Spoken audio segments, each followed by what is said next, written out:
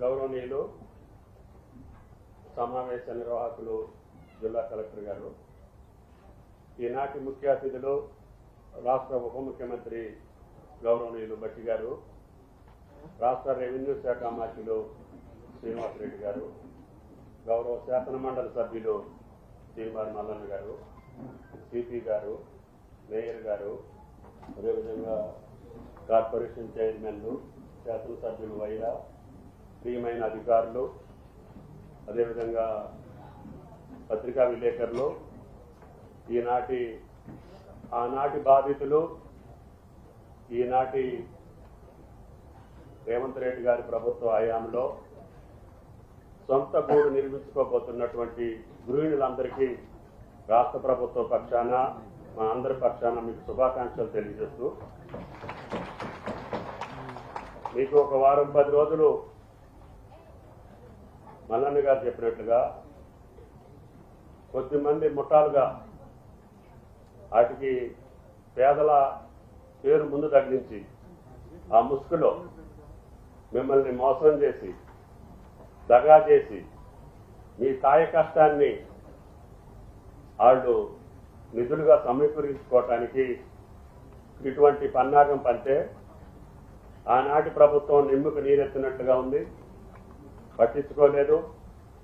తర్వాత వాళ్ళు కోర్టుకు పోవటం మూలాన 23లో వచ్చినటువంటి కాంగ్రెస్ ప్రభుత్వం కూడా వెంటనే మీకు మౌలిక వసతులు కల్పించాలని చూసినా కూడా కోర్టులో ఉంది కాబట్టి వెంటనే కరెంటు కానీ మంచినీళ్ళు కానీ ఇచ్చే అవకాశాలు ప్రభుత్వ చేతిలో లేకుండా పోయింది. దాన్ని కలెక్టర్ గారు వచ్చిన తర్వాత పదే పరిశీలించి ఆ యొక్క కోర్టు యొక్క తీర్పుకు అనుగుణంగా న్యాయస్థానం ఏదైతే ఇది భూదాన భూమి 31 ఎకరాలు 7 గుంటలు, దాంట్లో ఇచ్చినటువంటి భూదాన పట్టాలు అనేటటువంటి బోకస్ హౌస్ సైడ్ పట్టాలు ఇచ్చారు. ఆ భూదానం యొక్క కమిటీ నిర్మాణమే తప్పుడు కమిటీ, దానికి భూమికి సంబంధం లేదు. ప్రస్తుతానికి భూదానం ట్రస్టే లేదు, అది CCLAకి బదలాయించబడింది అని కోర్టు తీర్పిచ్చి CCLA ద్వారా రాష్ట్ర ప్రభుత్వం జిల్లా కలెక్టర్ గారిని ఆ భూమి స్వాధీనం చేసుకోమని చెప్పి ఆదేశాలు ఇచ్చింది. ఆదేశాల ప్రకారం రాష్ట్ర ప్రభుత్వం యొక్క ఆదేశాల ప్రకారం జిల్లా యంత్రాంగం అప్పటికీ నిరుపేదలను గుర్తించి అక్కడే ఉంచి అనర్హులను కానీ, దోపిడీదారులను కానీ, దగాకోరులను కానీ, మోసం చేసేటటువంటి వాళ్ళని బయటికి పంపిద్దామని చెప్పి చాలా ప్రయత్నం చేశాం.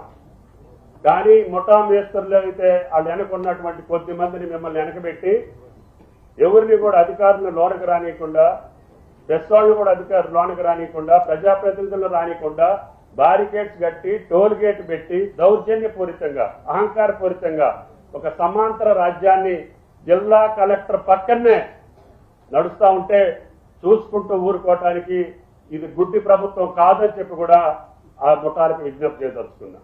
అందుకని నేను ఈ CCLA ఆర్డర్ ప్రకారంగా రాష్ట్ర ప్రభుత్వం కలెక్టర్ గారికి ఆదేశాలు ఇవ్వటం, కలెక్టర్ గారు, సిపి గారు, జిల్లా యంత్రాంగం సమన్వయంతో ఒక మీ మీద లాఠీ దెబ్బ పడకుండా, ఒక తోపిడీ లేకుండా మీకై మీరే సామాన్లు బయటకు తీసుకెళ్లి, ఎందుకంటే ఆ దగాకోరులు బయట పెట్టాలంటే మిమ్మల్ని కూడా బయటికి పంపించాల్సిన పరిస్థితి ప్రభుత్వానికి దాపురించింది.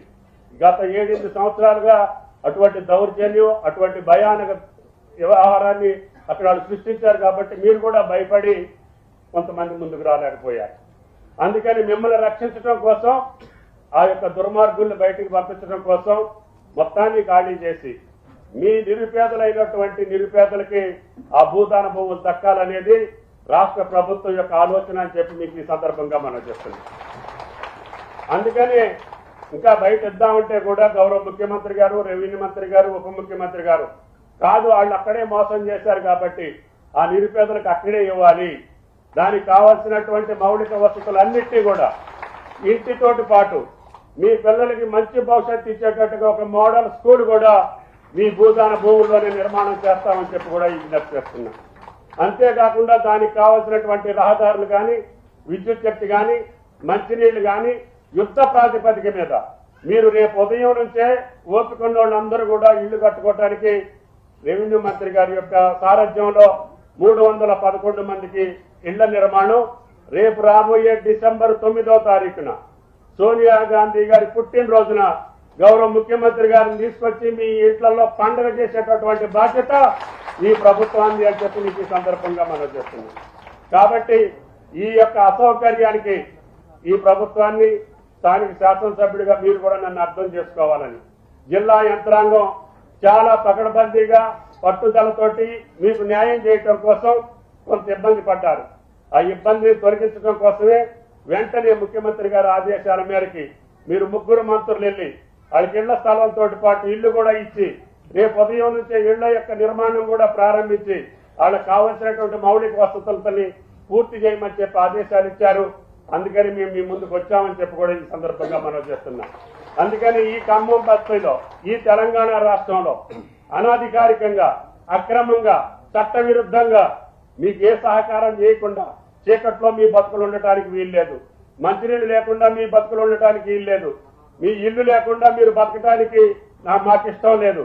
అందుకని అన్ని సౌకర్యాలు కల్పించి స్వచ్ఛమైనటువంటి స్వేచ్ఛా జీవితాన్ని ఇవ్వటానికే ఈ ప్రక్రియ అని చెప్పి కూడా మీకు ఈ సందర్భంగా మనం చేస్తున్నాం. ఈ తెలంగాణ రాష్ట్రంలో ఏ నిరుపేదకైనా సరే రిప్లేస్ చేస్తే రోడ్డు కోసమో కాలువ కోసమో దేనికోసమో డ్రైన్ కోసమో మిమ్మల్ని పక్కన పెడితే సాయంత్రానికన్నా ఇల్లు ఇచ్చినటువంటి ఘనత ఈ ఖమ్మం నియోజకవర్గంలో ఉంది అని చెప్పి కూడా మీకు ఈ సందర్భంగా మనం చేస్తున్నాం. అట్లాగే మీకు కూడా తెల్లారిపాటికి ఇళ్లు కట్టుకునేటటువంటి అవకాశం శ్రీనివాసరెడ్డి గారి ఆధ్వర్యంలో మీకు 311 కాకుండా ఇతర నియోజకవర్గాల నుంచి ఇతర జిల్లాల నుంచి వచ్చిన వాళ్ళు కూడా మాకు అక్కడ స్థలం ఉందండి ఇల్లు లేదు అంటే వాళ్ళకు కూడా ఇల్లు శాంక్షన్ చేసి ఈ రోజు 2:30 గంటలకి వాళ్ళకు కూడా ఇళ్ల పట్టాలు అక్కడే ఇళ్లు కూడా శాంక్షన్ చేశారు మంత్రి గారు అని చెప్పి మీకు ఈ సందర్భంగా మనం చేస్తున్నాం. కాబట్టి ఉన్నవాడు తప్ప నిరుపేదని ఎవరిని కూడా పక్కన పెట్టే ఉద్దేశం ఈ ప్రభుత్వానికి లేదు. ఇందాక తల్లి చెప్పినట్లుగా ఒకళ్ళకి అమ్మిన తర్వాత ఇంకొకళ్ళకి ఇంకొకళ్ళు అమ్మిన తర్వాత ఇంకొకళ్ళకి ఏదన్నా పని మీదనో ఇక ఓపిక లేకనో బయటకు వెళ్ళిపోతే ఎక్కడన్నా మిగిలిపోతే కూడా కలెక్టర్ గారు అట్ని పరిశీలించి వాళ్ళకు కూడా న్యాయం తీసుకుంటానని చెప్పి కూడా మీకు ఈ సందర్భంగా మనం చేస్తాం. కాబట్టి మీరందరూ గుండె ధైర్యంతో ఇప్పుడు పడ్డ 7-8 సంవత్సరాల కష్టాన్ని మర్చిపోయి మీకోసం మీ పిల్లల కోసం మీ భవిష్యత్తు కోసం వెలుగుమట్ల కాలనీ రేపు భవిష్యత్తులో తెలంగాణ రాష్ట్రంలో ఒక సుందరమైనటువంటి కాలనీగా ఒక అందమైనటువంటి కాలనీగా అన్ని సౌకర్యాలు కలిగినటువంటి కాలనీగా మీ పిల్లల భవిష్యత్తుకి మంచి స్కూల్ నిర్మాణం మీరు ఇల్లు కట్టుకునే లోపల స్కూల్ నిర్మాణాన్ని కూడా పూర్తి చేసి మీ పిల్లల్ని అందుట్లో చదివించే బాధ్యతని ఈ ప్రభుత్వం తీసుకుంటుందని చెప్పి మీకు ఈ సందర్భంగా మనం చేస్తున్నాం. కాబట్టి ఈ రోజు తీసుకున్నటువంటి తల్లులందరూ కూడా మీ కష్టాన్ని దిగమింది ఈ రోజుకి వాళ్ళు కట్టినటువంటి అమౌంట్ ఏదైతే ఉందో ధైర్యంగా పోలీసు వారికి మీరు ఫిర్యాదులు ఇవ్వండి. వాళ్ళని ఎట్టి పరిస్థితుల్లో కూడా శిక్షించి రాష్ట్ర ప్రభుత్వం